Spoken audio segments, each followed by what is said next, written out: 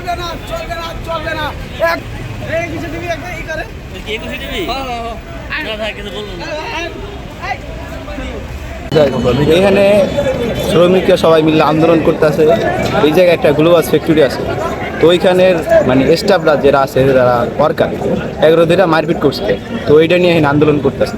কারণ আমরা চাইতেছি এই জায়গায় যে আমরা আমাদের সুষ্ঠু একটা বিচার, যেহেতু আমাদেরকে মারছে, এটা আরও 3 দিন আগে মারছে, তো আমরা এটা সমাধানের জন্য আমরা অনেক চেষ্টা করছি যে ভিতরে বৈশা যেটা আমাদের সমাধান করেন, যে আমরা মারছে এগুলো সমাধান করেন, আর কিছু দাবি আছে এগুলো নিয়ে আমরা সমাধান চাইছি।